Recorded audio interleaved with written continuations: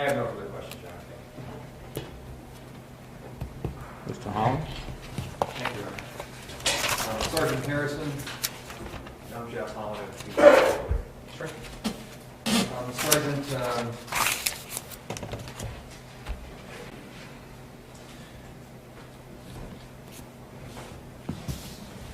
you've been trained as a police officer. Part of that training is responding to emergency situations, isn't it? Yes, sir. And you are trained to keep a cool head about you when an emergency occurs. Yes, sir. And that would occur, I mean, that would be the case whether it was some other officer that you were with that was in trouble, right? Yes, sir. Or whether it's somebody you've never met before. Yes, sir. Because you're trained to be a first responder. Yes, sir. Then you had significant training with Paul Shaughnessy and his company. Yes, sir. 6 Strong weeks. training. And you had Benny for about a year before this occurred? Yes, sir.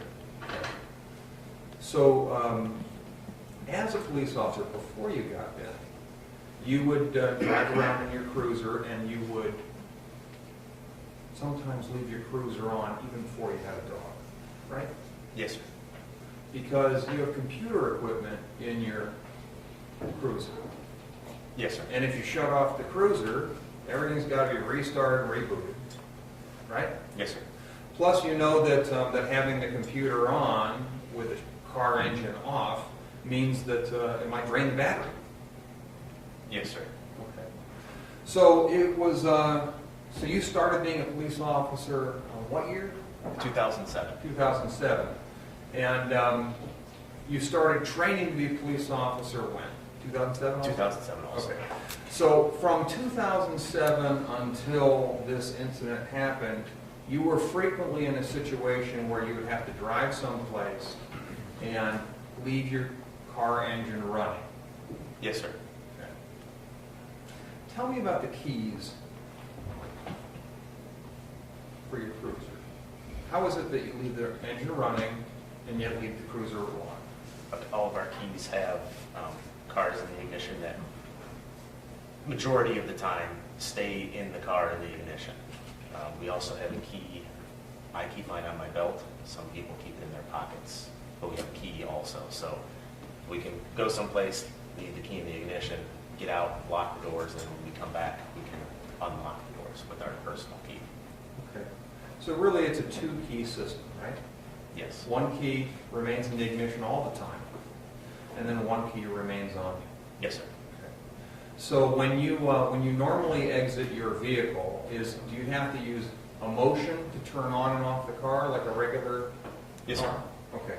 So if you want to turn off the engine, you literally have to grab the key and twist it to turn the car off. Yes, sir. But if you wanted to leave it on, you wouldn't touch the key. Yes, sir. Okay. So when you leave the vehicle, then how do you lock the car? It's an automatic lock on the door.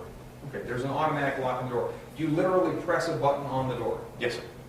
Okay, so there's a little button on the door. You get out, you shut the door, and then you press the button. On the inside. Oh, it's on the inside. Yes, sir. So you press the button on the inside, all the doors go chunk. Then you get out, and when you shut the door, the car remains locked. Yes, sir. Now, would it be reasonable to assume that your cruiser makes a noise when it's idling Yes, sir. that is audible to you? Yes, sir. And it's audible within how far away? I'm not sure. Never measured it. If it, from me to you, Yes, sir. that'd be audible. Yes, sir. How about like 10 yards away, 12 yards away? Possibly. Okay.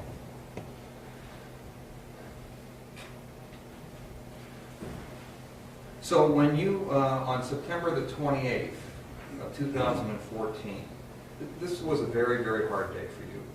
Yes, sir.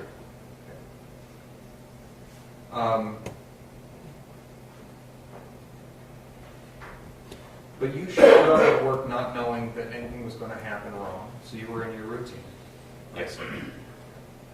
And you got out of the vehicle and you made an error, didn't you? Yes, sir. Before you got out of your vehicle, you didn't turn around and look at the dog, because this is your routine. Yes, sir. After you got out of the vehicle, you didn't. The vehicle is backed into the parking space, correct? Yes, sir. So you actually have to walk away from the front end of the vehicle to get to the station. Yes, sir. The front end of the vehicle is facing the station. Yes, sir. And you have to walk across a little bit of a driveway area before you actually enter the station. Yes, sir. So in order to see Benny, you would have had to walk toward the rear of the vehicle to look in the window if you wanted to get a visual. Yes, sir. You had no reason to believe there was anything wrong with Benny, so you didn't do that. Correct. Okay. So you didn't check about the water at that time? No, sir. Okay. So you don't know what water he had, if any, at that time? I know he didn't drink.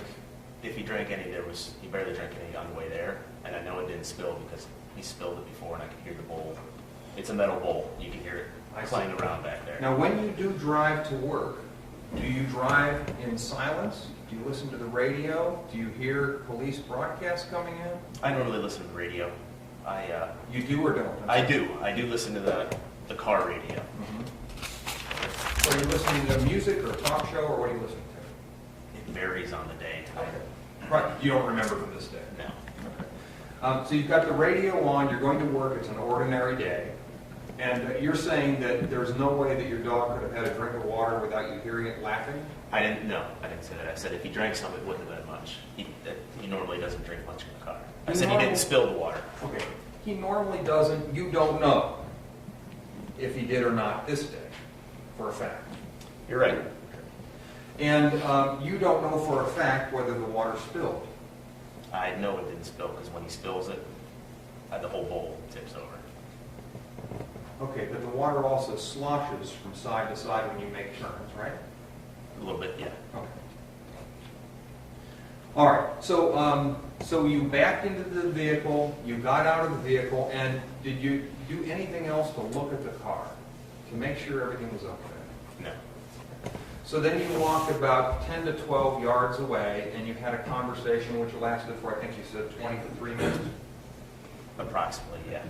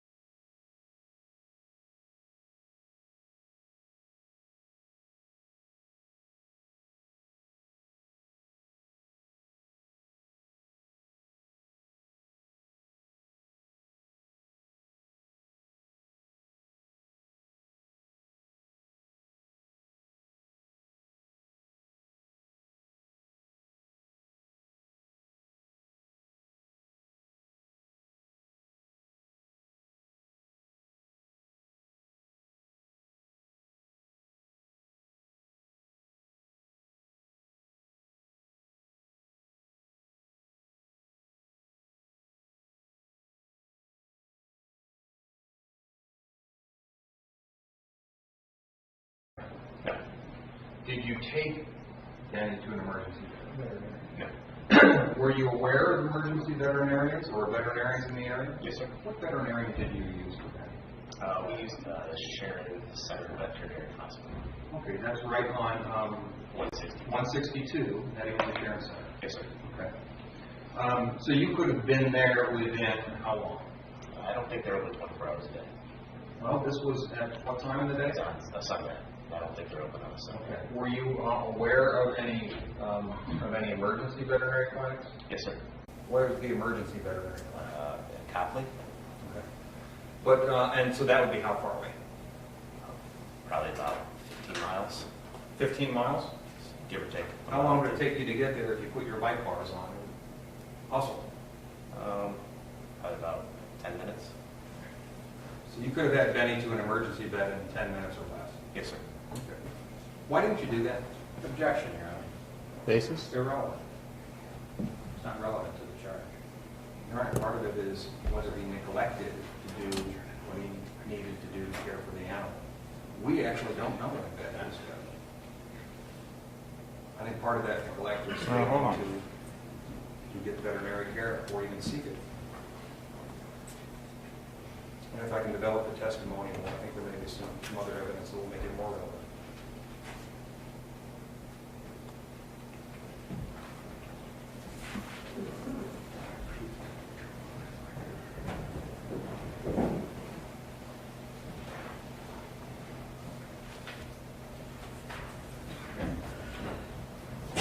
Overall, I'll allow it. Go ahead.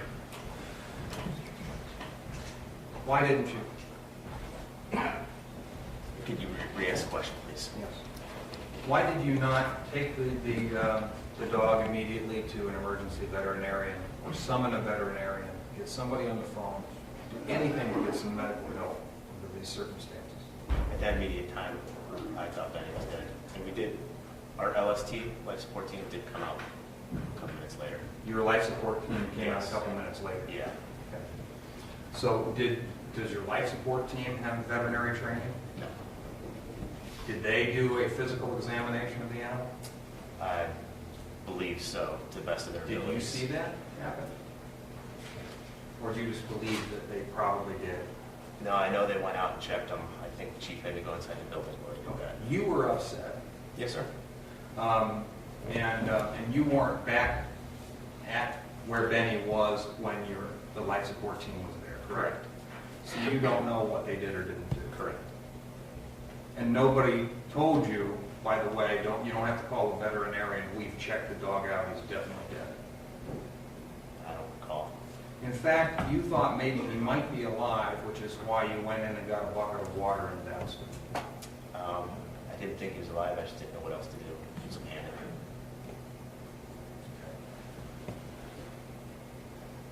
So at some point, though, you immediately told your chief, which is the proper thing to do. Yes, sir.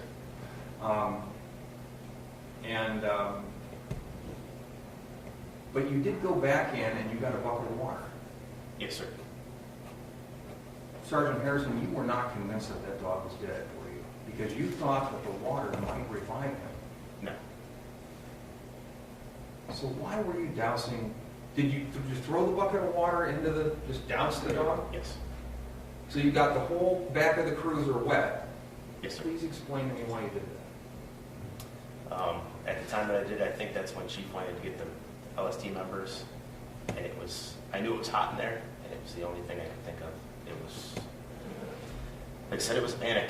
I knew he was dead, but sometimes you do stuff, anything, to try. Because you thought that by trying that you might be able to bring him back. I hoped. Yeah, I didn't think, I hoped. Sure. You were also trained in doing CPR on dogs? Briefly, yes. Okay. Are you saying that the training was inadequate? It was brief. I'm not asking if it was brief. I'm just asking if sometimes you can teach somebody something very quickly. So I guess my question to you is, was Paul Shaughnessy's training of you on performing CPR on dogs, was it adequate or did he do a poor job? I'll say it was adequate. I can't judge if I've done it before. Okay, did you try it? No.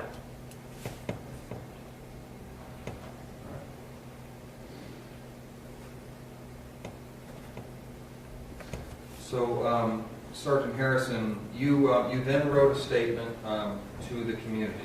Now, you were heartbroken for this loss, really. Yes, sir. Because this was important to not only your family, you got little kids, you have friends. Yes. This is a heartbreaking situation. In addition to that, you knew that you had just destroyed a $12,000 piece of equipment, if you will, right? $12,000 investment. What's the question? Isn't that true? That I destroyed? Yes, I did destroy it. That you realized that. Sure, yeah. So you wrote a letter to the township trustees, and you composed the letter, which we have in State's Exhibit 11. Yes. Did you look at it? Yes, I've seen it. You wrote it without Yes. help. Yes. Okay. So I guess my question to you is, here's what it says. I want to start by expressing my deepest apology to Montville Township. I'm sorry to bringing this upon everyone, he said. I apologize to the trustees, I'm paraphrasing, I apologize to the trustees and police department for putting you through all this horrible position. I'm also sorry for the sadness that you were put into. Sergeant Harrison, do you believe that you neglected an important duty by leaving, by turning off the car, turning off the air conditioner? Objection. Could you ask the question one more time, please? Yes, sir. Do you believe that you neglected an important duty of yours to take care of your dog appropriately by turning off the car? No. I didn't remember. I didn't turn the car off intentionally.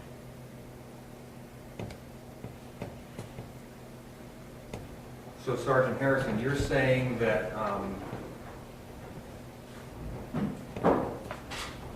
you were not under the influence of anything at the time. Correct. You were in your right mind, Correct. okay? And it was your hand that turned the car off, correct? Yes, sir. That was a deliberate act, turning the car off, Yes. okay? You knew you were turning the car off. No. You didn't know you were turning off the car? No.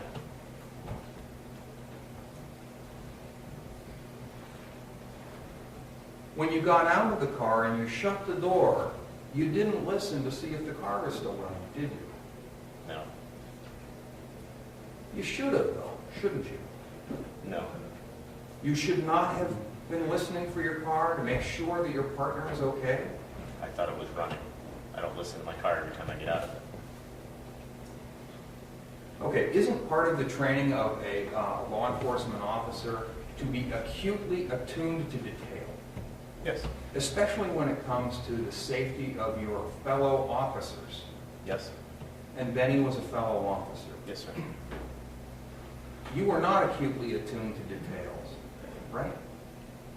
At that time, I thought the car was running, and whether I'm acutely attuned to that is, I guess. No, I'm asking you, do you think you were acutely attuned to the details when you knew the dog's life was in your hands when you leave him in the car, every time you leave him in the car, right? Yes, sir.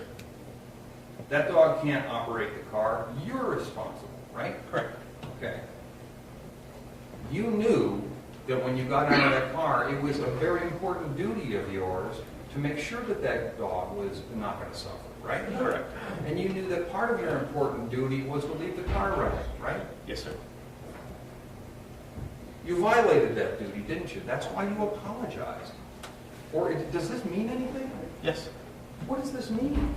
It means that I'm apologize. It means what it says. You're sorry for what was unavoidable? Are you saying you have no responsibility for this? For turning off the car? No, I said it was an accident. Okay, if a tree falls in the roadway, that's an accident, right?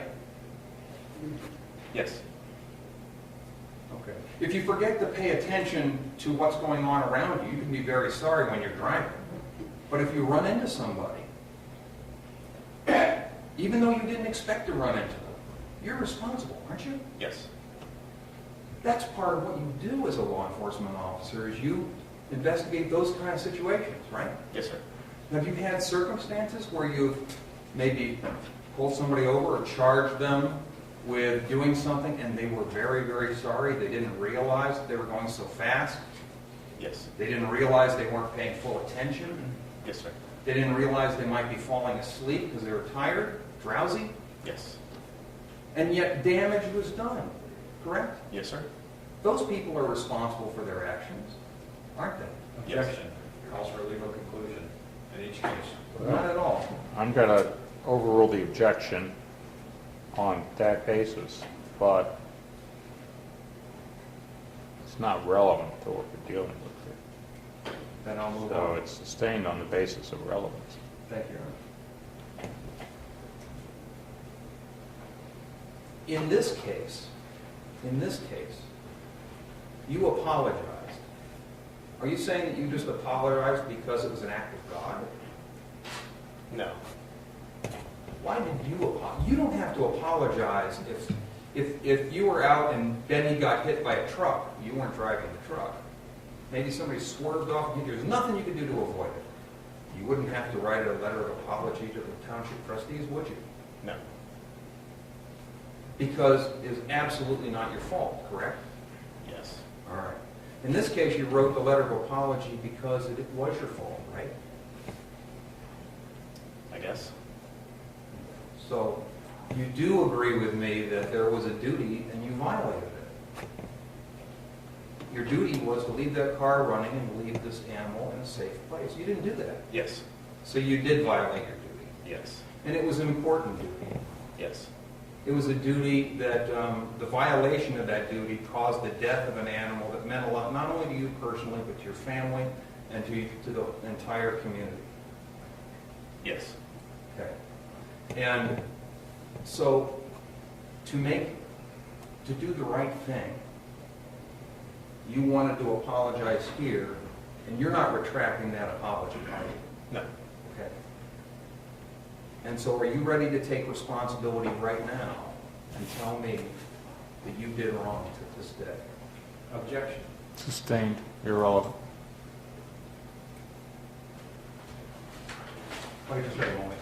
Mm-hmm.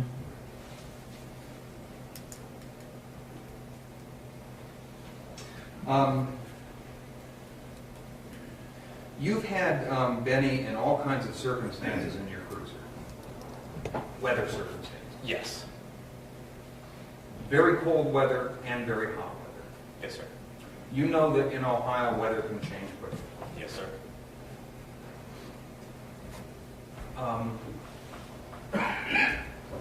Have you ever before turned off the car when you shouldn't have and left Benny in a hot car? Not that I can remember. No. You would know, wouldn't you? So the answer to that is no. Yeah. By the way, when you have a warm day, you have to make a decision. Because some days are not all that warm, and just cracking the windows is enough. That way you don't have to leave the engine running, right? Yes, sir. Okay. And some days are a little warmer, or it looks like they might get warmer later on, and on those days you have to leave the air conditioning on. Yes, sir. Okay. So on this particular day, you made the deliberate choice that I'm not going to do the windows today, I'm going to leave the engine running. Yes, sir. Okay. By the way, you could have taken Benny into the station. Not into the station, into the main part. Are you not allowed to bring him in the station? Not preferred. We could take him into the garage, but not in the, I don't have any place to put him in.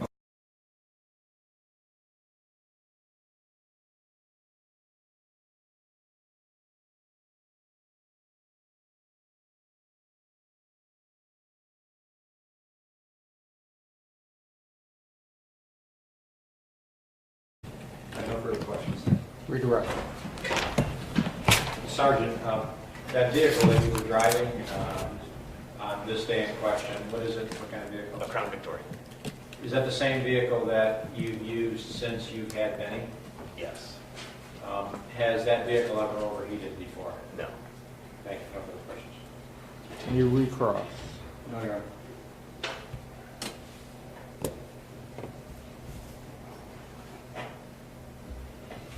And sit down, sir.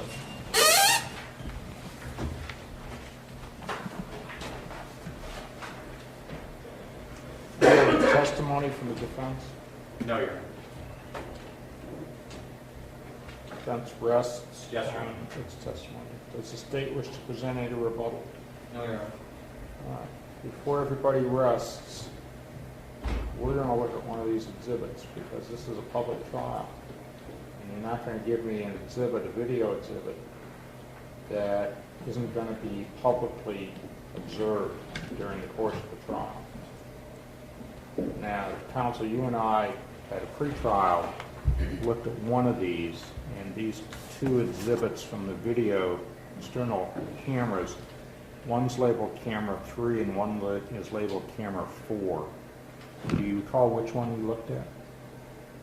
I do not, Your Honor. Mr. Antonio? I do not recall. I would only know if I would look at the video. If you brought it up, we could see that. Yeah, Bill? It's a DVD, so you can put it in the computer and play it.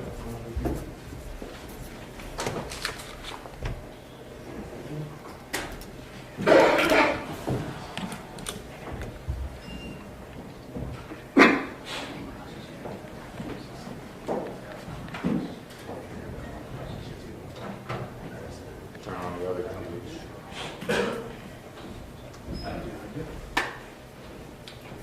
Just stay there, Bill, and start it up, and I'll tell you where we are.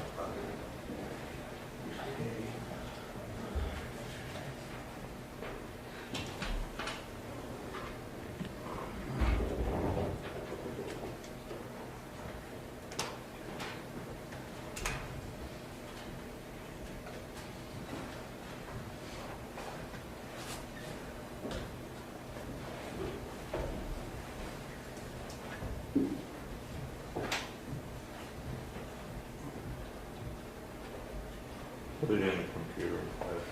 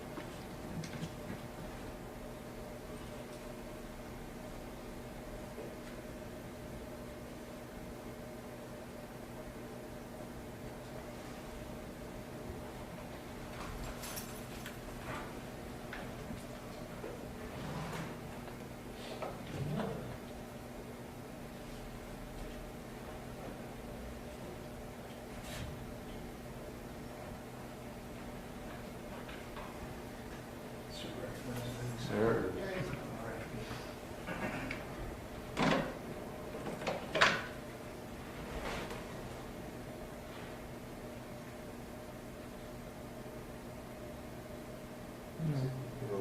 Yeah, hit okay, let's go for it.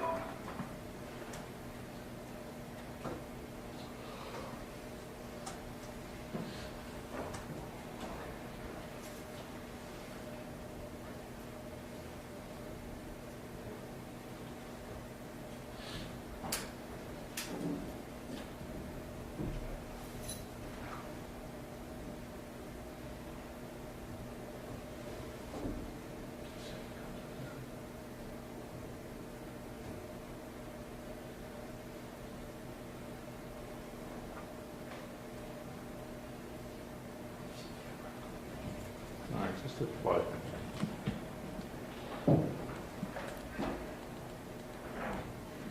It's playing.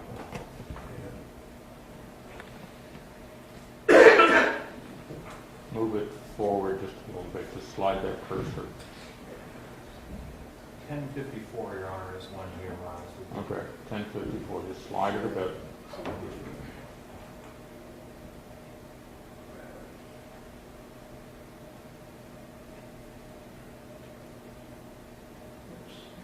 That's far enough, well, that's going to be way far.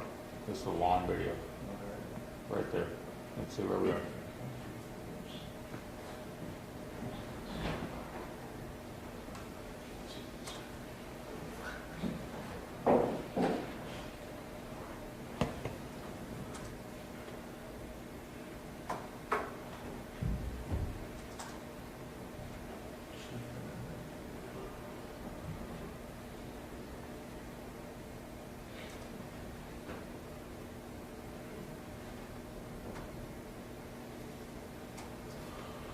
Put it back to the start.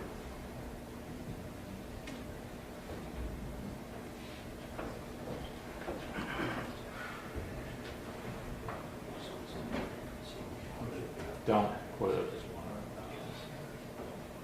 Hit the backup. Down below, hit the backup. Right there.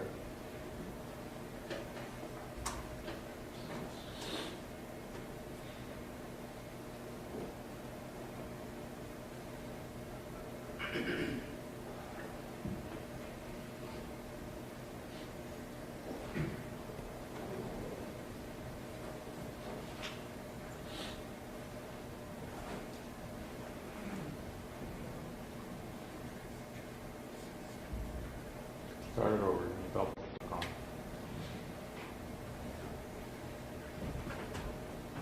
I just let it go once it started.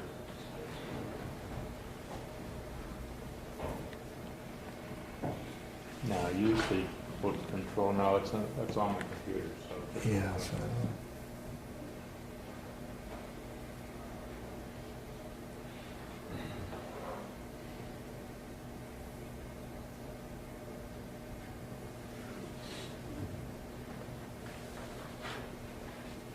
call Rich. Someone get up here so we know where to want. Okay. She can't figure it out to do it.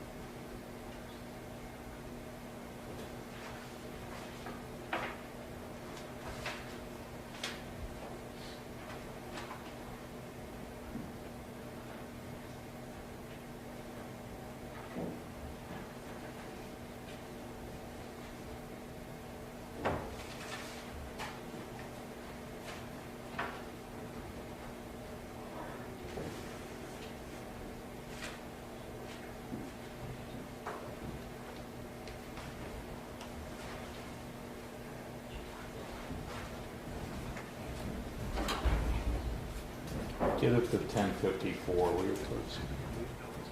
Rich?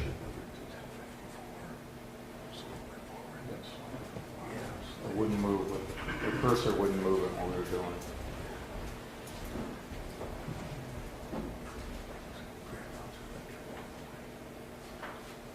Not very far because it's not.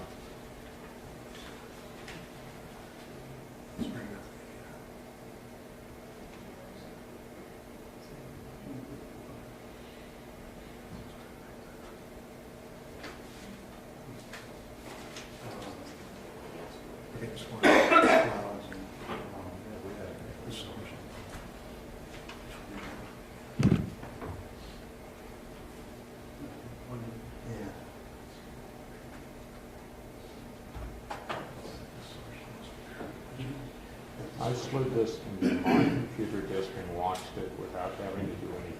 You might want to try it on Windows Media Player. Not Yeah, try it on Windows Media.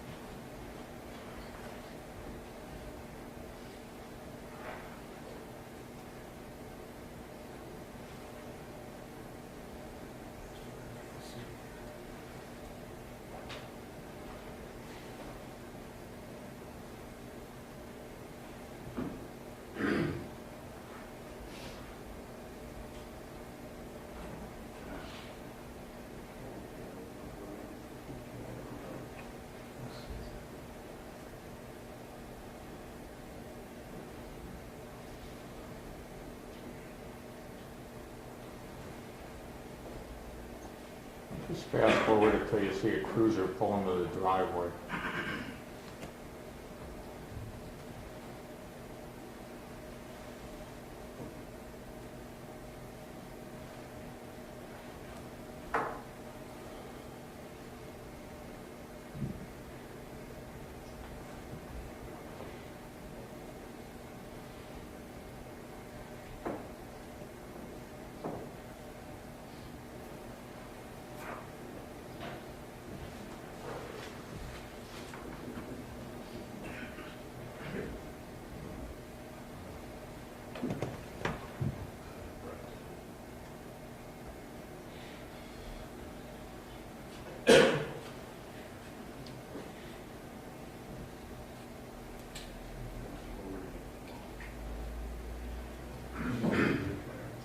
Well, that's why I said put it on Windows Media Player and play it, not through the... It's on Windows now. It is now? We have it as VLC.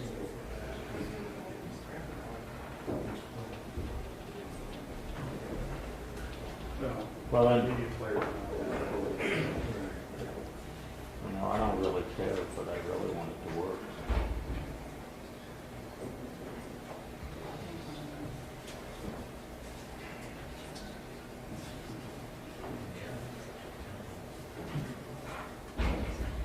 Don't screw around with it that you're not going to keep it running, because I want to get to 10:54 so we can watch this thing. Well, you've got a cursor there at the bottom, won't move it.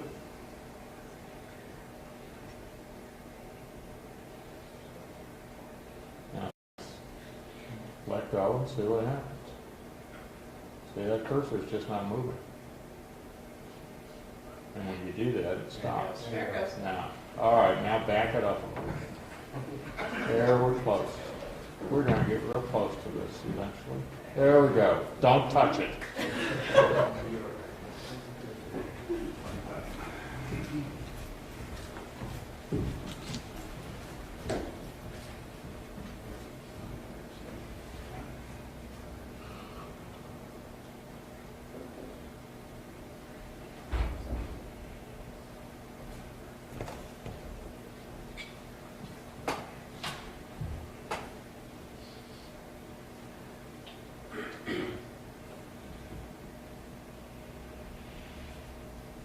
Now that's you walking across there, is that right, son? Yes, sir.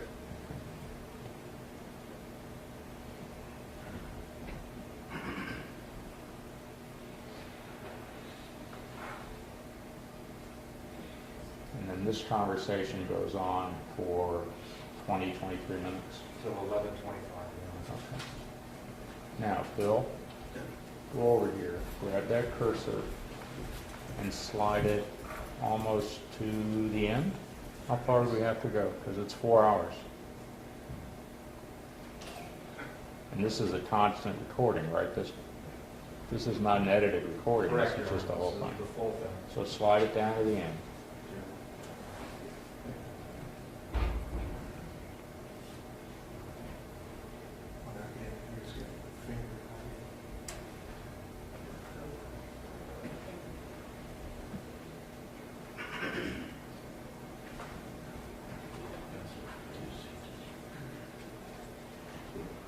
Don't do that.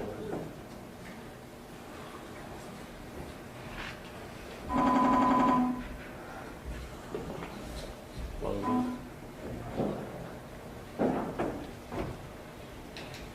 Now let it start again. Hit flight.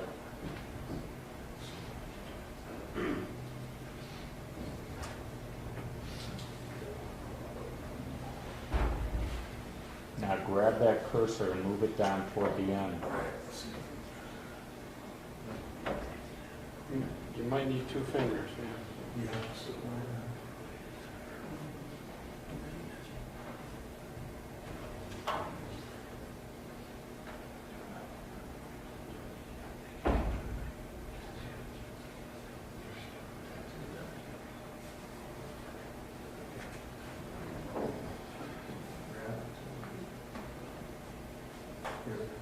Keep going. Yeah. When you get to about that post, a little bit further, Let it go. It stopped. Let it go. Okay.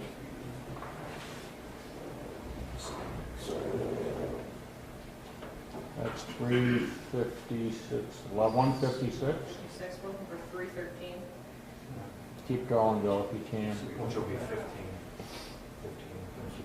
Got it. Keep going way down.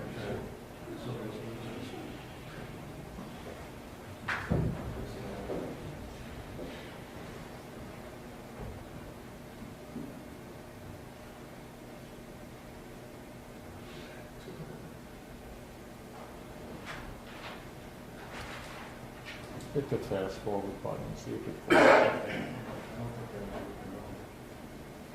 Hit it once, see what happens. Hit it again. Not time after time.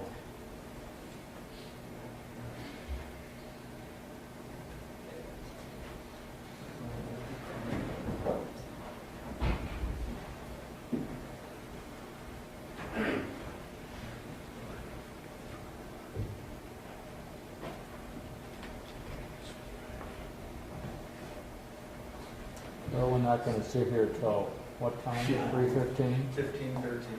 15:13. So call our technical person again, Bill, and tell him to go up here and get it moving. I want to see the end of it.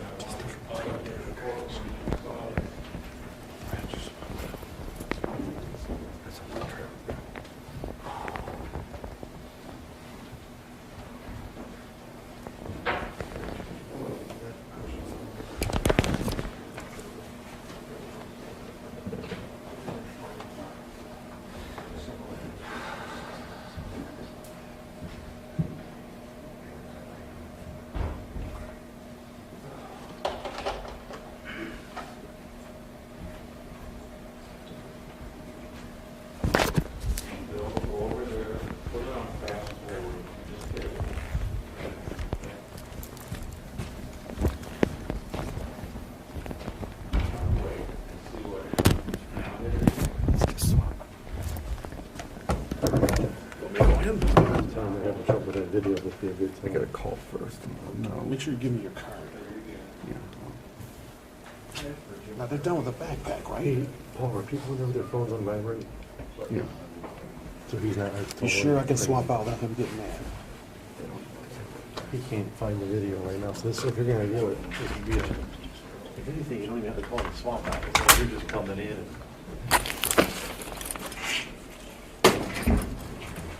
Hey, Paul here. I'm gonna swap cameras. Take my helmet right now. Right, yellow or lemon. Right, you gotta do it.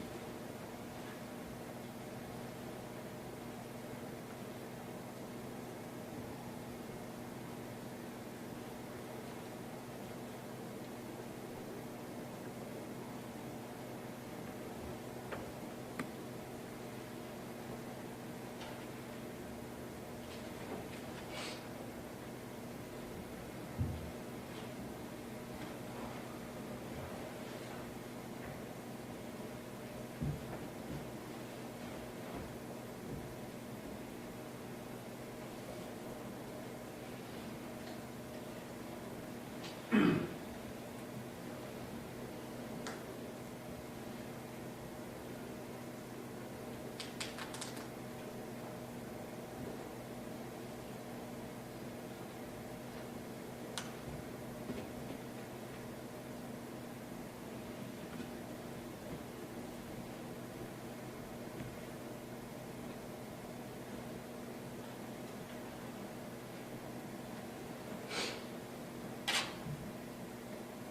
you as a bucket.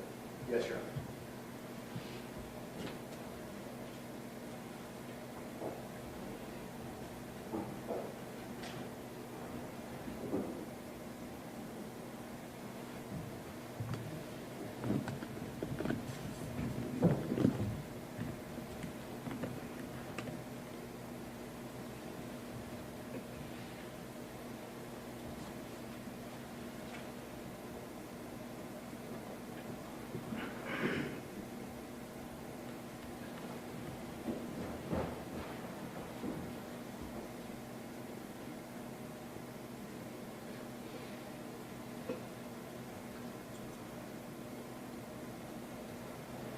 That's you walking over there.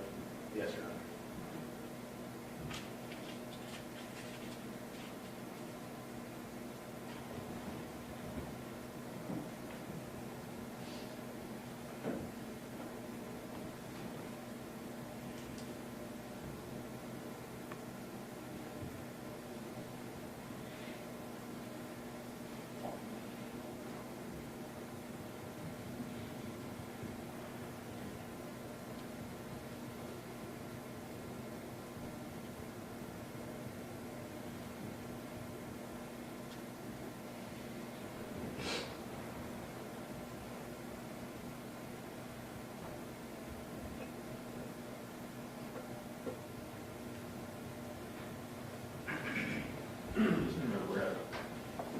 Chief Grace.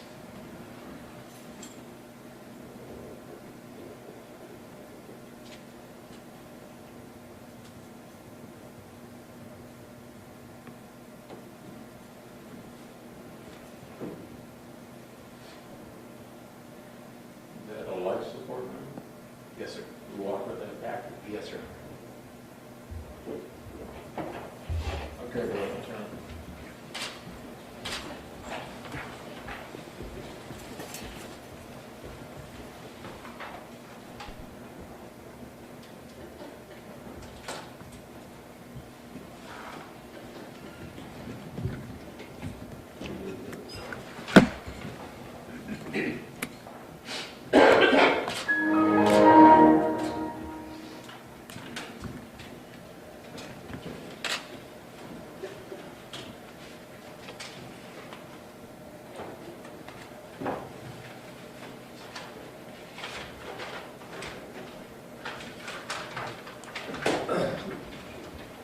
Mr. Berenstein, I'm being asked to make a decision about this case based on public evidence and public courtroom.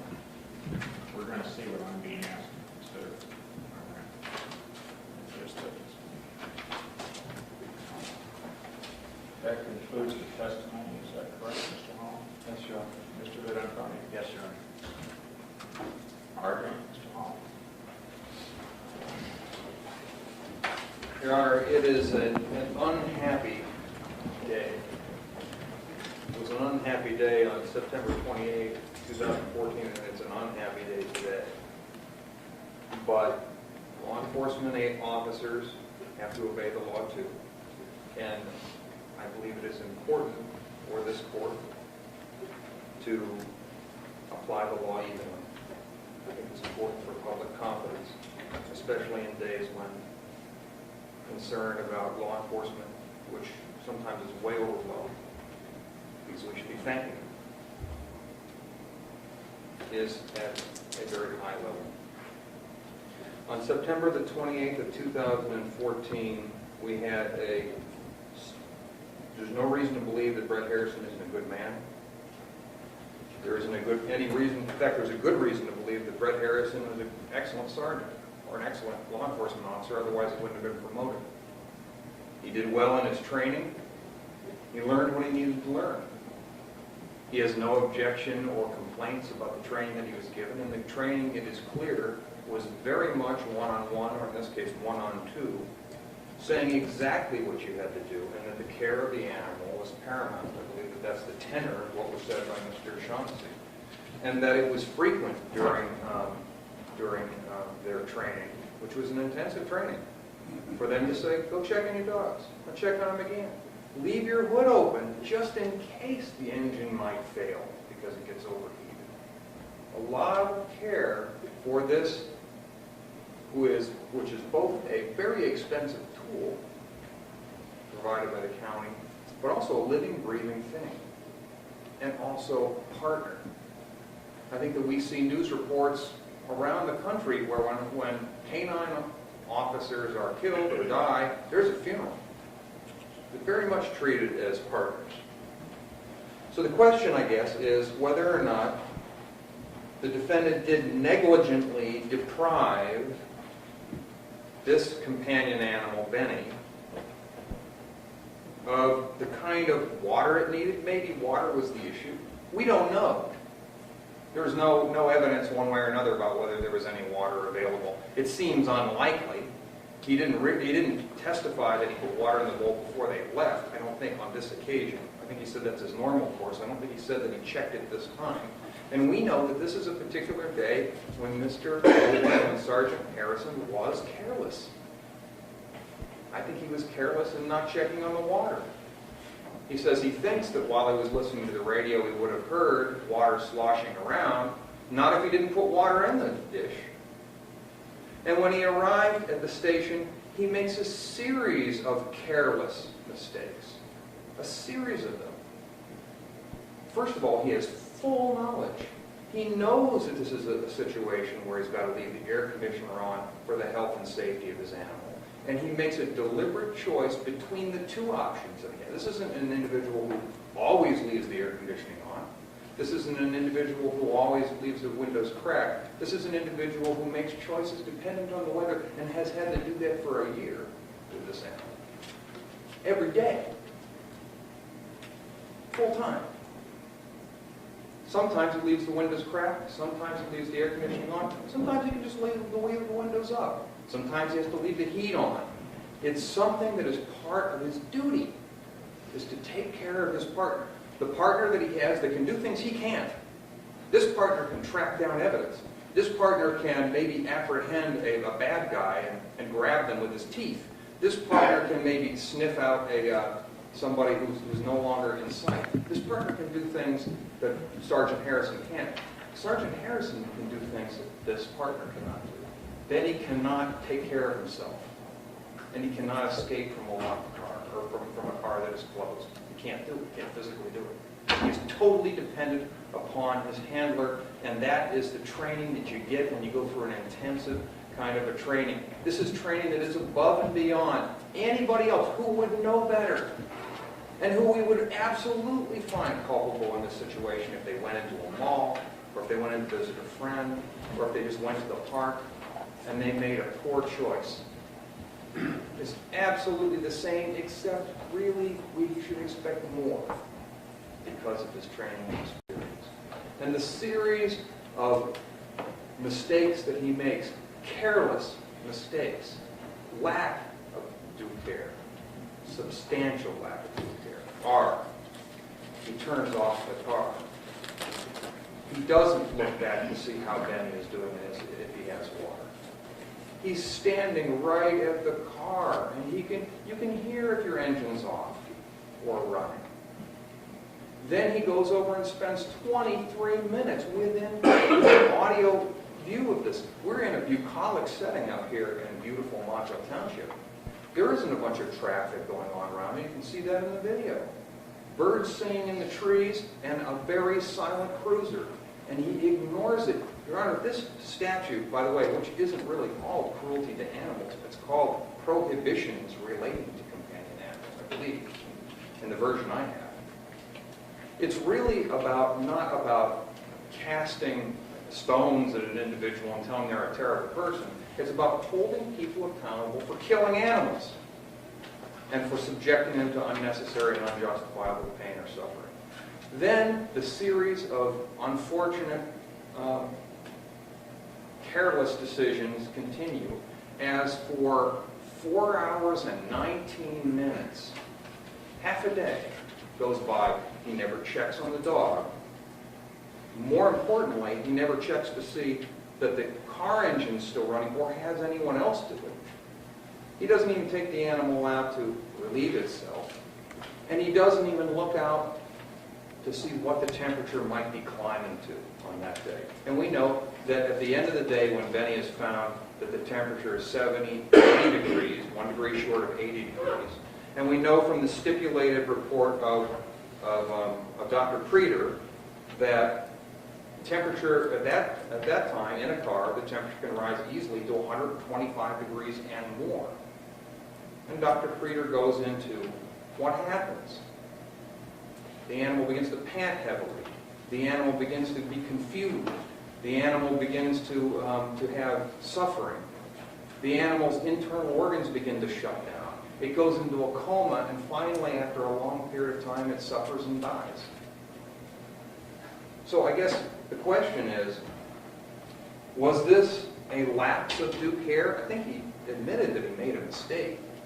I think he said on the stand that he violated his duty.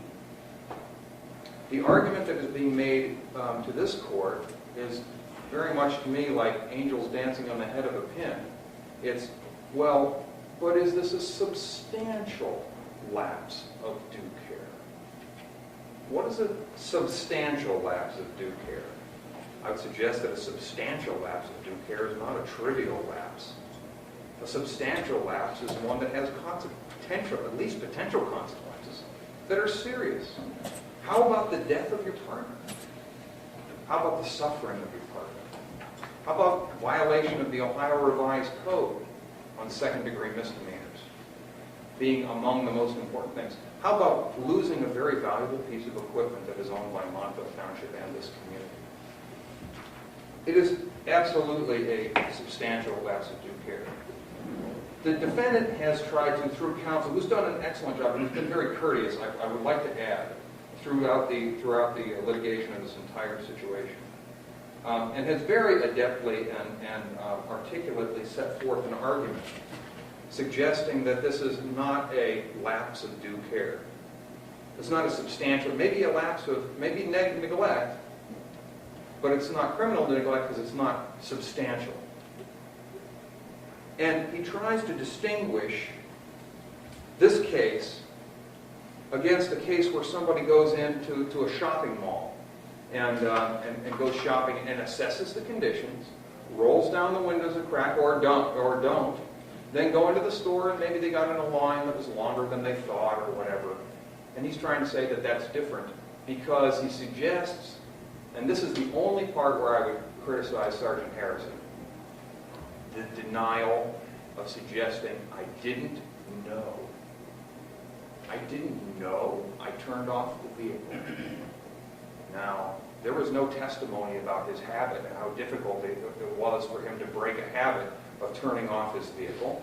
We know that for years he's been a police officer, and many times you have to leave your vehicle on. He's never had a problem breaking this habit.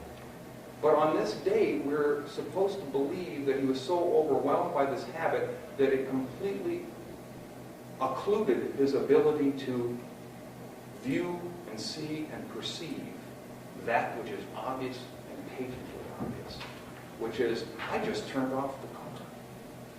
There is no question that this defendant feels, here, you can see him fall on his knees. I'm sure he was embarrassed. I'm sure he feels terrible. I'm sure he loved that dog. I'm sure he was upset that he just destroyed a valuable piece of equipment. He's going to be in big trouble at work. There is no question. But that's not a defense. And if this kind of a defense starts to become one that can be used, then the defense bar of Medina County better line up here because there are going to be a lot of cases where individuals say, gee, I didn't think I did what I just did. It must have just been my habit. And therefore, I can't be negligent. Your Honor, there are two charges here.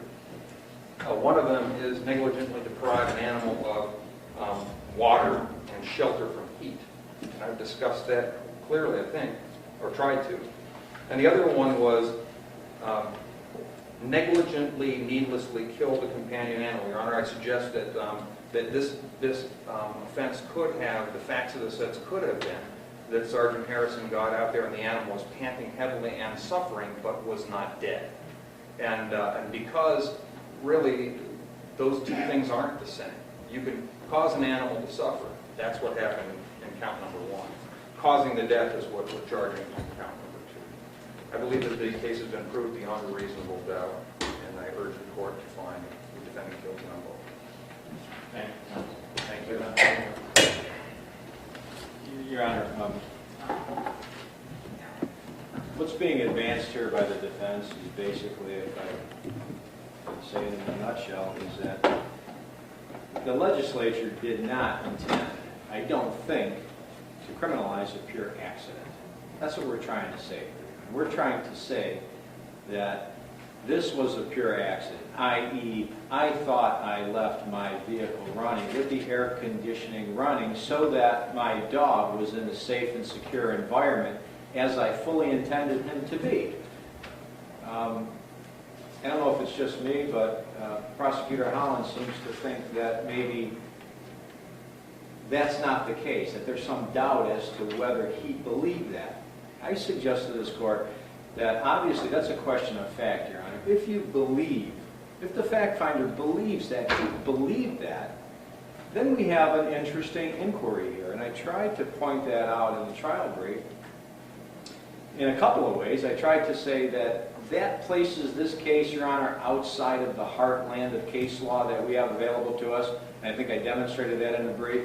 And I also think I showed that legislatively, by looking at the statute, the legislator intended for, and I used the word volitional a number of times, as Prosecutor Holland pointed out, but it's willful conduct. And if you think about it, if you look at the first prong of that, Your Honor, in the case law, when I say the heartland of cases, I think I cite one case in there, which is the Stevens case, which I think gives a very obvious idea of what the legislature is looking for. It deals with a person who makes a willful, calculated,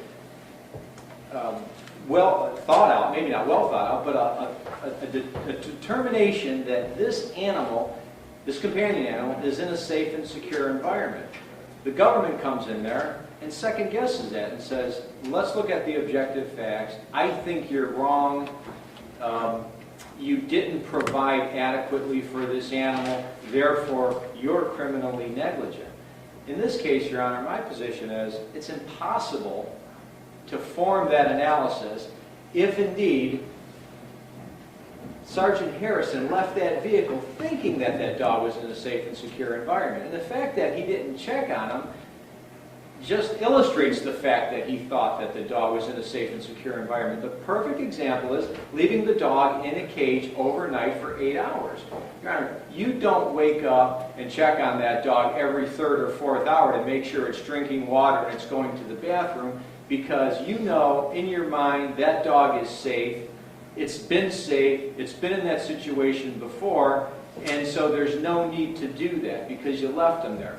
The problem with this case is that Sergeant Harrison made a mistake.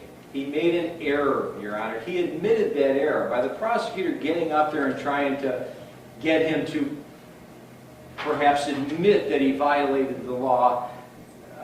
He can't do that. That's a job for you, Your Honor. That's a job for the law. That's a legal analysis, and that's why we're making these detailed arguments, Your Honor, because, and I'm going to go back, I couldn't find one case in the heartland of cases that has facts like this. And I completely disagree with the prosecutor in this case.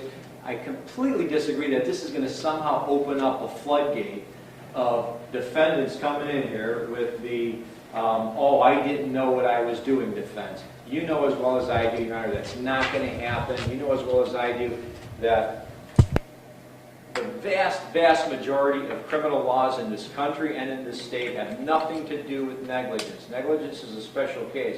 We have never, since we started Crime and Punishment USA in this country and in Europe and everywhere else, we have never really tried and endeavored to make it our priority to punish people for negligent conduct. When we do, we know that we have to tread very, very carefully, and that's why we make this distinction between a substantial breach of a duty and the simple breach of a duty. Now, Prosecutor Holland wants to suggest that part of that analysis is the consequence. Your Honor, I wholeheartedly disagree that that is even part of the analysis.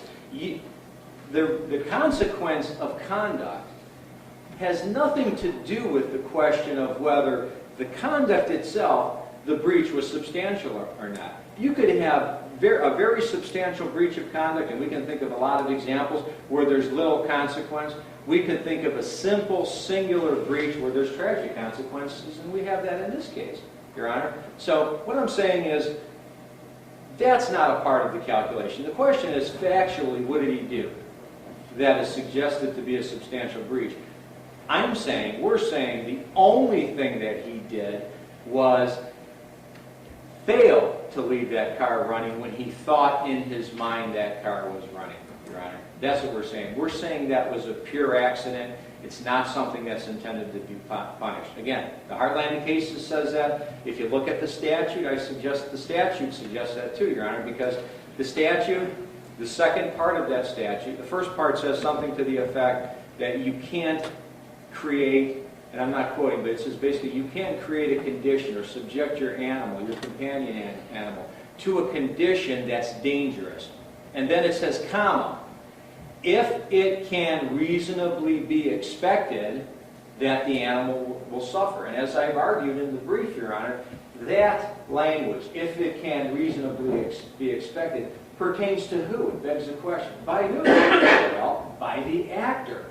By the actor. So if a fact finder really believes, factually, that the actor, through a mistake, which we're all inclined to make in our day-to-day lives, thought he left that dog in a safe environment, then he cannot reasonably expect that dog could suffer harm. To the contrary, he reasonably expects that that dog is in a safe and secure environment. So the Heartland of cases suggests that, Your Honor, the defense theory. The statutory construction suggests that defense theory. So again, if you believe that, I don't see how you find him criminally negligent. Yeah, he's responsible. Yeah, he's morally responsible. Yeah, that he accepted that long ago. Yes, he said that in his letter to the township trustees. Yes, he felt that way when you saw him on the video, falling to his knees and probably crying and sobbing and going over to the side and being consoled by people. You can see it on the video. Sure, he felt morally responsible for that. He admits that. He admits it today. But we can't misconstrue and mince that with this theory of legal criminal liability. And that's what I'm trying to parse out here, Your Honor, that he's not criminally responsible for those reasons. And one of the other things that I advanced in the brief, Your Honor, and I think this is an interesting and really relevant question to what we're seeing here. You had a case in 2002 in Medina County, and I attached a copy of the report, let's call it, to the brief, about the father who left his child, his 8-month-old child, in the car, and the child died of heat exhaustion, just like Benny died of heat exhaustion.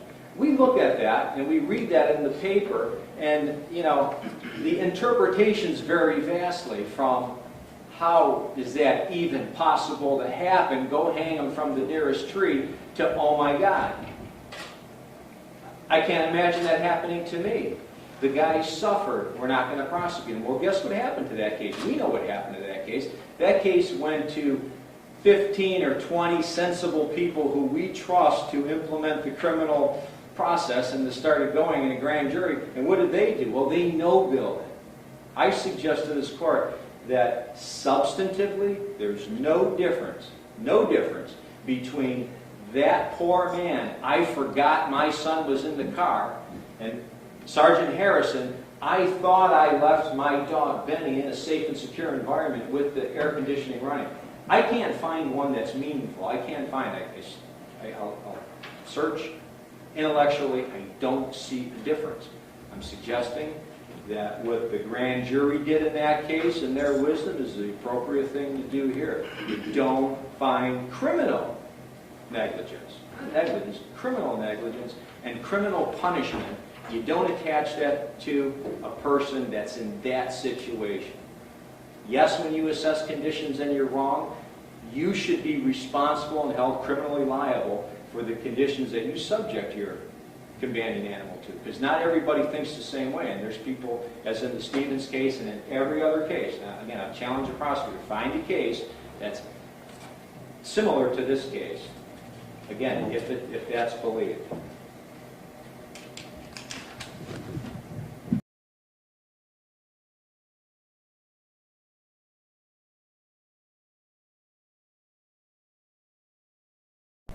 An example from this community that is indistinguishable in all relevant senses. I can't find one distinction. So for those three reasons, I say he can't be found criminally negligent under C5.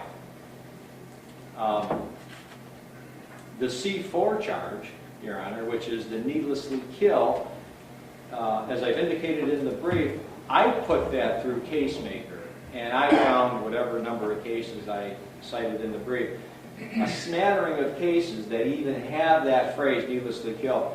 Every single one of them goes back to when needlessly kill was part of a different statute, when it lumped it in a category.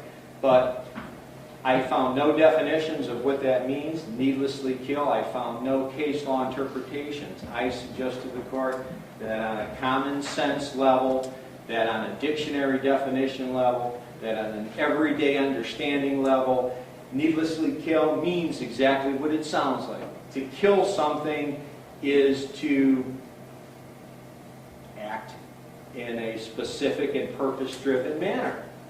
To needlessly do it assesses the purpose why you did it. And I can think of an example, and I think I cited it in a brief. If, you know, you have a companion animal and it has a thorn in its paw and it's yelping, and you take out a gun and shoot it, most sensible people, you bring that case to trial, are going to say, you needlessly killed that dog. The defendant can testify, oh no, the dog was suffering, its paw hurt. Well, the law is going to come in and say, we're going to take that up, we disagree with you. You needlessly killed it, that was negligence. You're criminally negligent for doing that.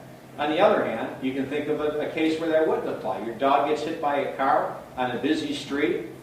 It's dead and dying and broken and busted, and you pick it up and it's bleeding all over the place, and a police officer comes and maybe puts it, quote, out of its misery. And looking back objectively, we could sit here and say, yeah, based on those circumstances, was it a needless killing or a non-needless killing? We can assess that. But I think, Your Honor, what I'm trying to say is I don't think that fits anywhere here. I don't think that charge fits. I don't think there's any proof that he, quote, needlessly killed Benny on September 28, 2014. The other aspect of the argument, Your Honor, is I think when you look at that in its totality, when you look at all of those arguments, these criminal law statutes, we know, have to be, are designed to be construed liberally in favor of the defendant.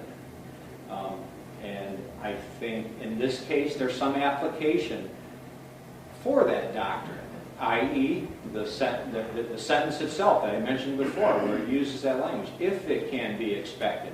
I think if there's any question as to who that applies to, we have to say it applies to the person who you're trying to prosecute. After all, you're trying to prosecute somebody for a crime. So, should that language apply to the person that you're accusing of engaging in the criminal conduct? I say yes. And if there's any question about that, then he wins the battle. So, if you look at it from that perspective, then, you know, did he place Benny in an environment that was dangerous under circumstances where it can reasonably be expected? Again, the answer is no, if you believe that he didn't perform a conscious analysis of the conditions that he left him in. That's the same thing as saying if he thought he left that vehicle on with the air conditioning running.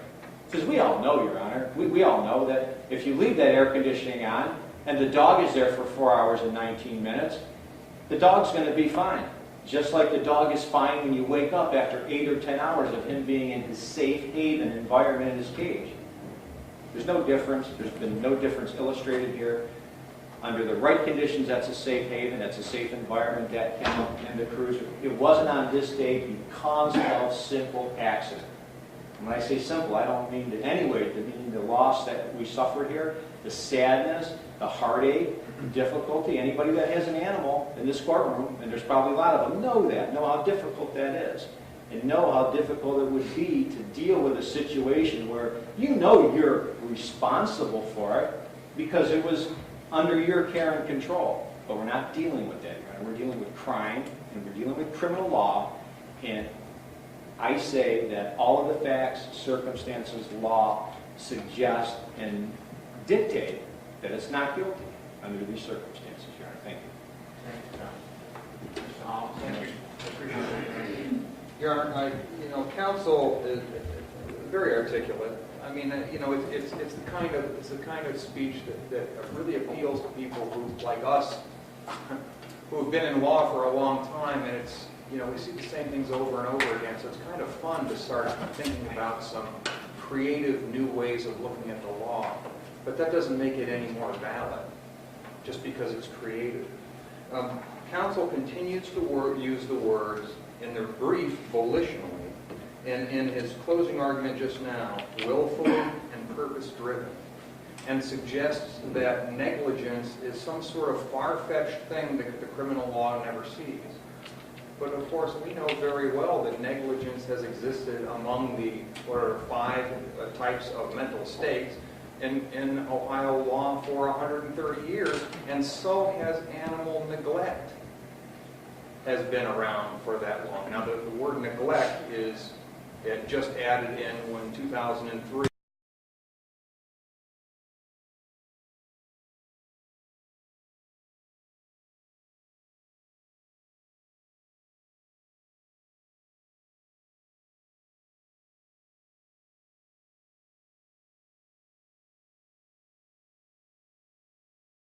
Talk about case law and case law from other states and maybe even attorney general opinions, but to talk about the conclusions of a grand jury that was seated in 2002 where there is no written opinion, there is no written recitation of what the facts were in this case, except I have representation in counsel's brief that the defendant literally did not know that the child was in the car. I don't know. I hate to even bring that case up because I'm sure that person is still suffering today. But the fact is it was brought up. So my only conclusion is perhaps the child was put there by a third individual and he was asleep and he showed up to work, didn't know the child was in the back seat. What happened in that case? There are facts that are unknown to us, so there's no way we can make a comparison. The prosecutor didn't just leave it alone and say this is a sorry situation. Better luck next time. I know you're suffering enough. Prosecutor Holman took the case to the grand jury and let the grand jury decide. Let the judicial process decide what to do. It is absolutely inappropriate to take facts of which we know nothing and try to compare them with this case, because we know that Sergeant Harrison knew the dog was in his car, and he knew that he had an obligation, and he knew he had to leave the air conditioning on or else the dog would suffer. That's why he did it. And he knew that he was going to be there for a long time because he had a ton of paperwork to do. He knew everything. So when Sergeant Harrison says to you, every single thing that he said was straight from the heart and true, except when he said, I didn't know that the car was off. Now, I don't think that he went into the station. Nobody thinks he went into the station thinking, ah, I left the car off. He wasn't cavalier about it, nor is he cavalier about it today. But the fact that it is carelessness to the greatest degree. Counsel suggests that we ought to be thinking about how the dog is left in a crate in the basement overnight. You don't check that dog over and over for 8 hours. No, of course you don't. And of course it's an entirely different situation.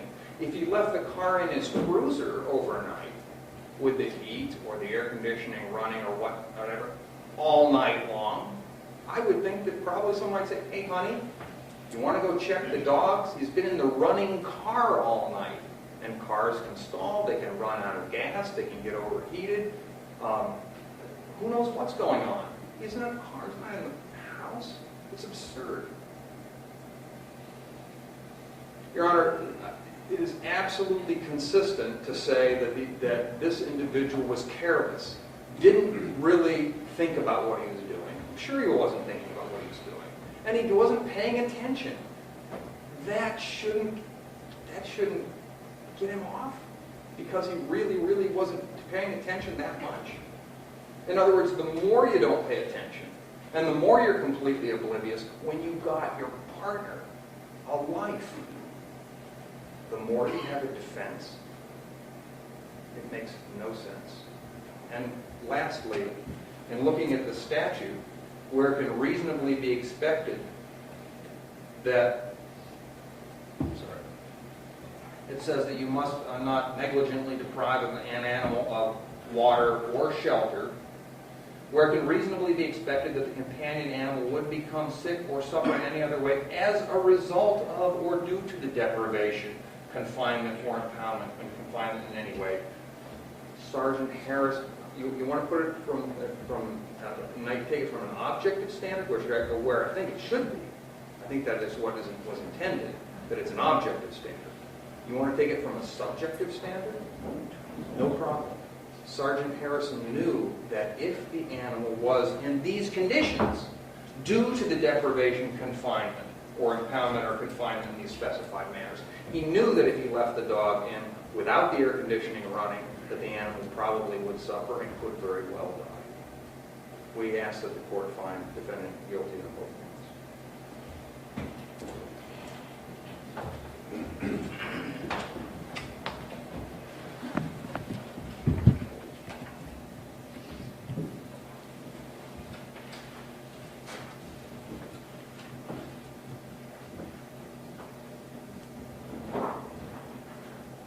Before I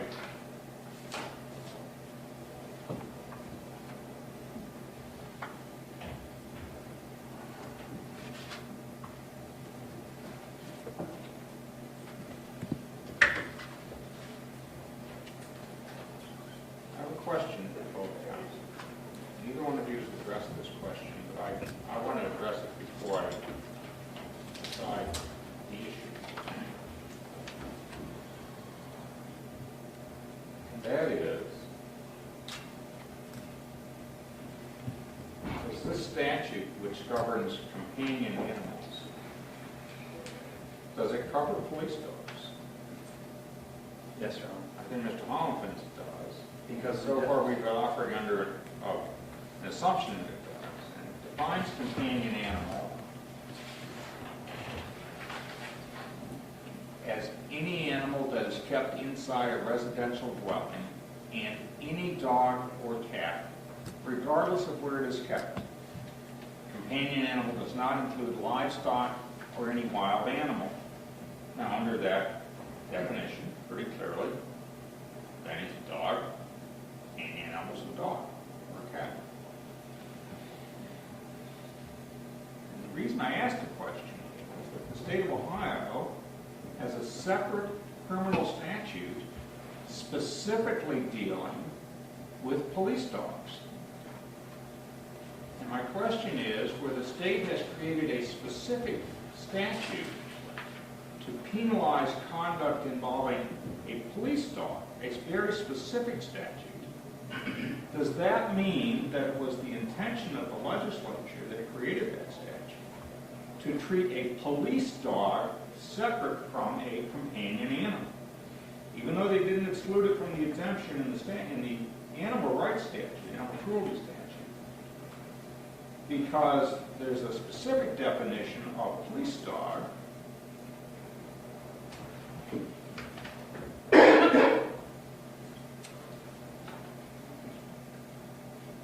as they define police dog or horse. It means a dog or horse that has been trained and may be used to assist law enforcement officers in the performance of their official duties. Clearly, Benny is a police dog. And there's a separate statute, 2921.321, that deals with assaulting or harassing a police dog or horse or assistance dog. And it says, there's a couple different parts of it.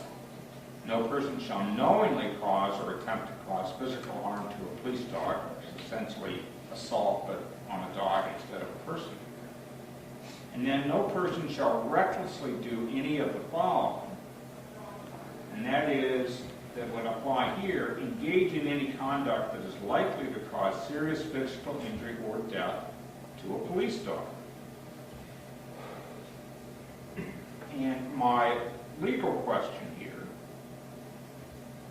is, has the legislature created an exception to the animal cruelty statute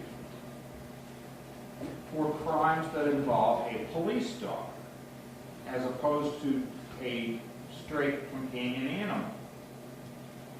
And I invite counsel, if they wish, to address that question, because it's not really been focused on here, and before I make a decision here, I'd like to know counsel's views. Mr. Mullins. Yes, Your Honor. I think the statute you're referring to is 2921.321. It is. I'm sitting here looking at it right now. Yeah, I've got it too. And Your Honor, I think that they are, for one thing, I guess the first thing that I note is that the companion animal cruelty law was just updated, I believe, in 2014. And this one was last updated in 2006, is my understanding. So I think that I think it is presumed that the legislature knows about the body of law that is before it. Boy, that's making a big presumption. Yeah, but legislature. I understand that. There is that, however, that legal fiction, Your Honor, and I think that had the legislature wanted to do so when they amended 959.131, by doing that and by once again asserting that a dog means all dogs regardless of where they are kept, certainly reasserts the legislature's position after this was last amended that indeed it applies to all dogs regardless of whether they are kept. Secondly, the 959.131 goes through a list of specific exclusions, which to me indicates that the legislature went through a thoughtful process of deciding which animals should be excluded and which should not. Among them are some kinds of dogs, like dogs that are undergoing field trial and hunting. The legislature specifically said, look, there are some categories of dogs we want to exclude, and we're going to name them. And they did. They didn't name police dogs. Third, I would say that that the statutes don't match. Had the statutes matched, then there might be more of a reason to believe that the legislature intended for this one to control, but they are quite different. So in 2921.321, the closest thing we have is no person shall recklessly engage in any conduct that is likely to cause serious physical injury or death. So both the mens rea and the amount of damage done to the animal exceed what is talked about in 959.131. What that means is, from the state's perspective, the state gets to choose to charge under a statute that has a lesser culpable mental state and lesser nature of injury, even though the animal involved is a police dog, that if you tried to charge him under this statute, you'd have to prove serious physical injury or death. The problem here is you do have death. And you'd have to prove the culpable mental state of recklessness, which you don't have to prove in this case. Correct. Okay. So my suggestion is what that tells us is it's saying, what the legislature I think is clearly saying to us is this: police dogs deserve more protection than regular dogs.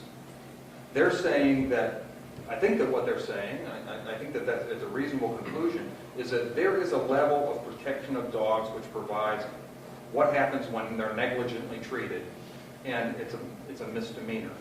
And what happens when they're knowingly mistreated, and that's a first-degree misdemeanor. On a second offense, it becomes a felony. What the legislature is saying, yeah, but if it's a police dog and you do something to it, it's going to be punishable in a greater fashion than it is with other animals. it would not make sense to say that the legislature intended to give lesser protection to police dogs when it's mere negligence, and much more protection to police dogs when it becomes reckless and results in serious physical injury. It just makes no sense. Mr. Valentini, have a position? I'm just asking for input. I understand.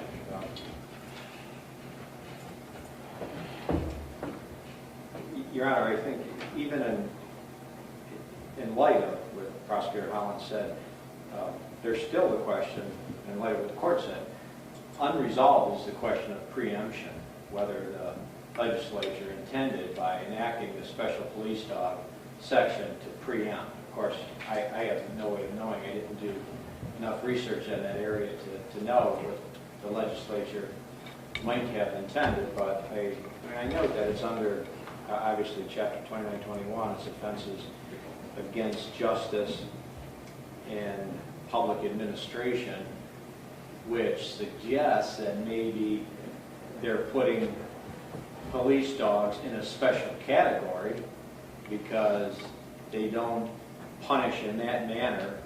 They don't call it an offense against justice and public administration if you do these things to a companion animal or an ordinary animal or any animal that's not a police animal, I should say. So they've created this special category. Question why, and question did they intend to preempt. That's all I can add to that. Sorry.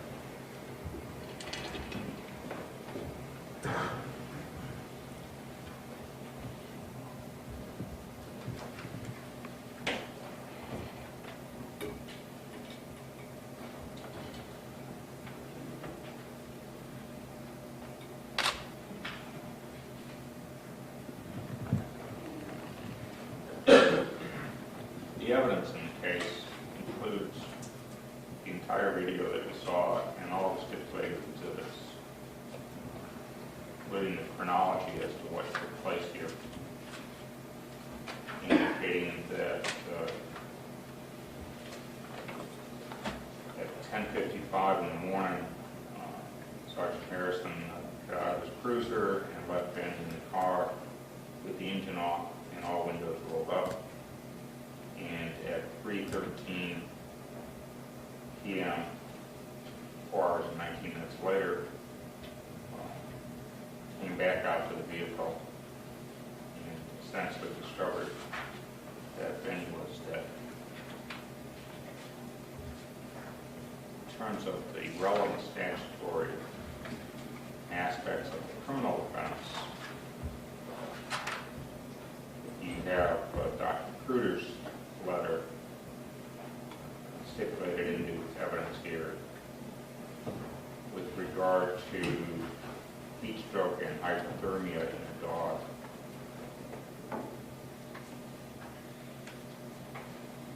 Talking about the environmental temperature and what the possible temperature would be in the vehicle. So that the temperature in the car could have easily approached 125 degrees Fahrenheit. The progressive hypothermia causes progressing symptoms such as severe panting, hypersalivation, unswelling, vomiting, panic, altered levels of consciousness, head tremors, increased vocalizations, epistaxis, which is a bloody nose, bloody vomit, difficulty breathing, cyanosis, collapse, loss of consciousness, coma, and death.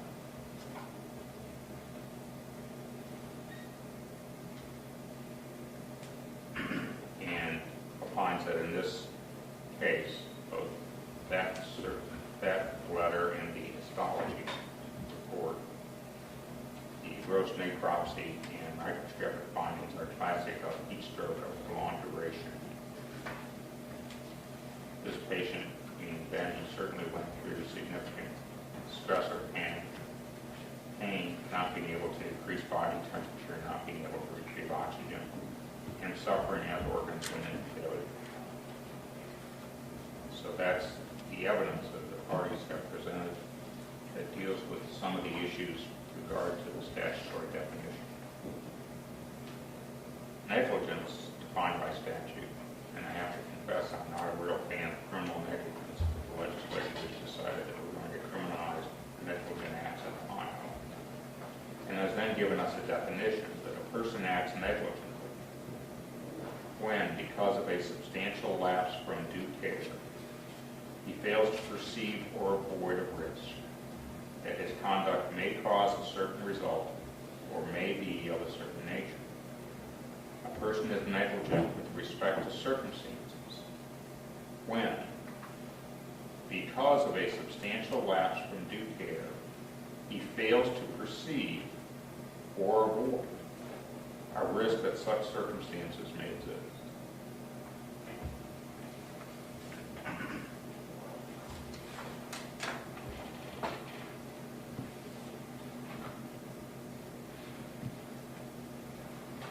I actually think that if the legislature had meant to exclude police dogs from the companion animal section, they would have said so.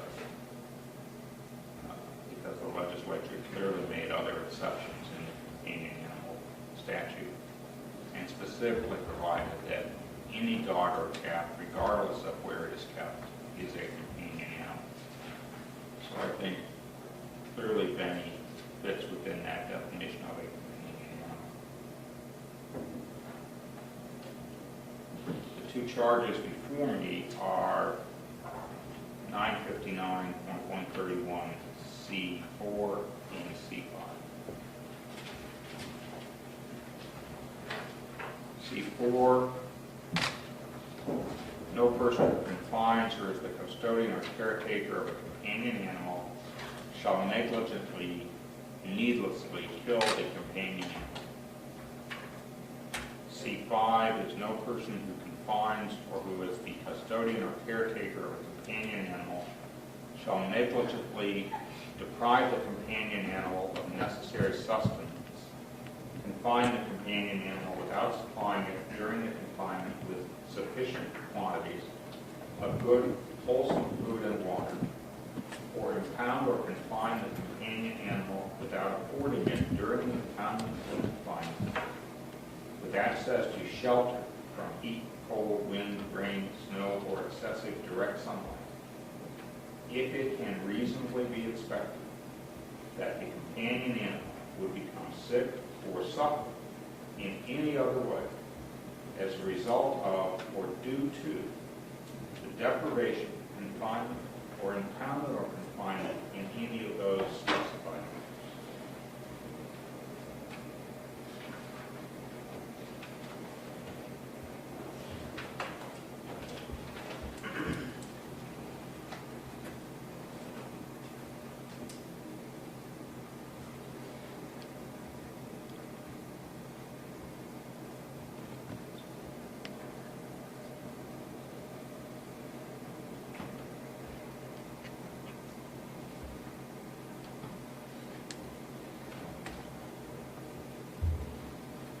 With regard to the violation of revised code 959.131C4, if the defendant negligently and needlessly killed the companion animal, the court makes a finding of not guilty. With regard to 959.131C5, on negligently deprive the companion animal, as defined in that section, the court makes a finding of guilty.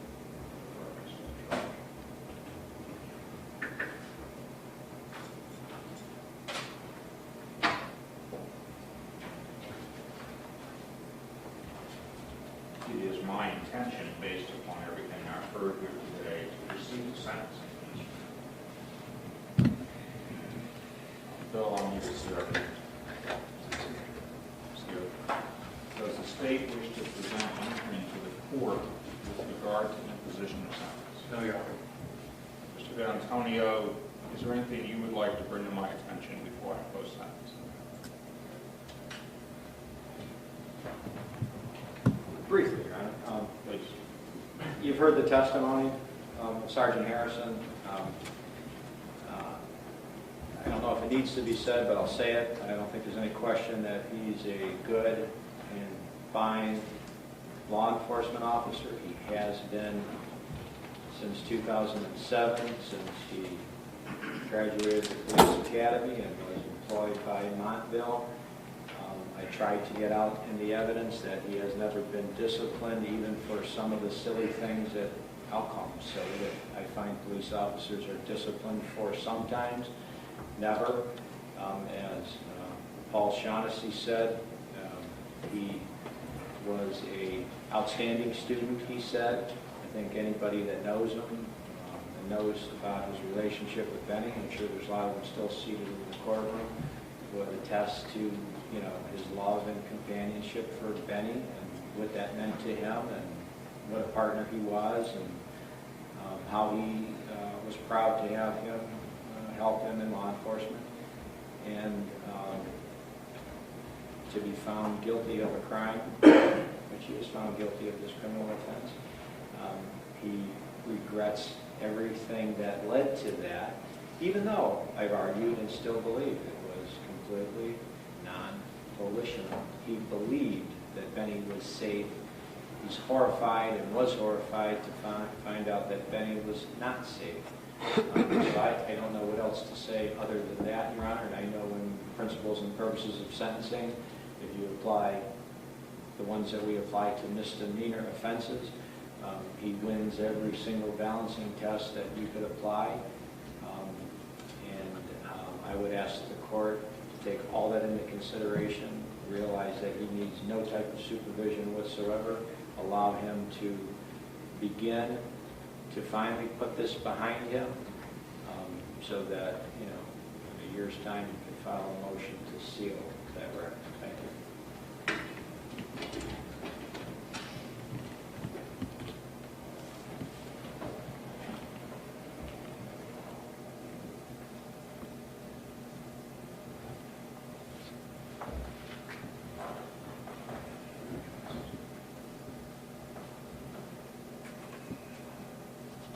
Harrison, is there anything you'd like to bring? You can stay seated or stay if you want to. Not at this time. Sorry, Your Honor.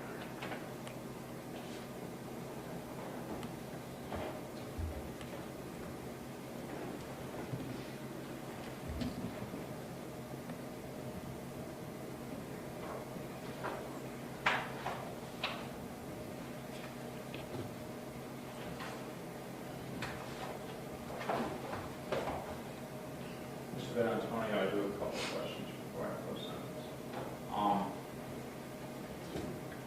Sergeant Harrison received some sanction from his police department as a result of this. Can you tell me what that was?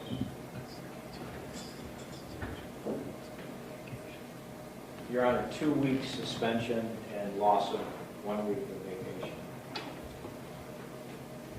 Has there been any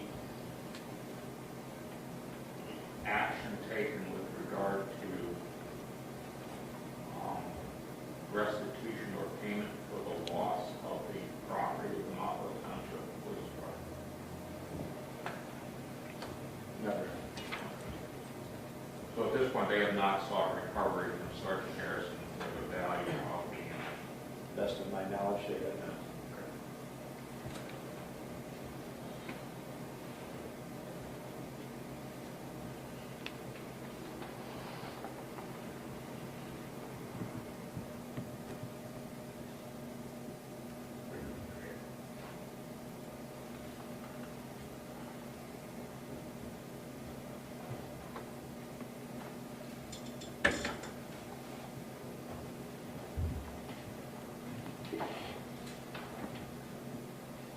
Mr. Ben Antonio, you might not know the answer to this, but there might be someone around who might. And that is, do you know whether there was any insurance coverage for the township that covered the damage or loss of this town? No, sir. No, sir. There was not, Chief?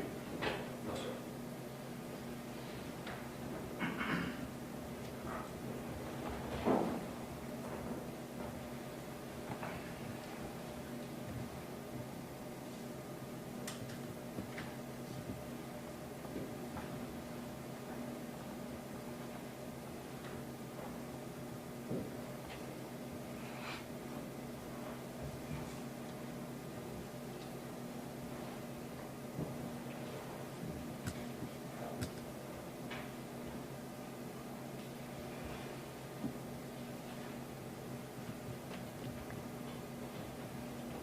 not to impose any jail sentence in this matter.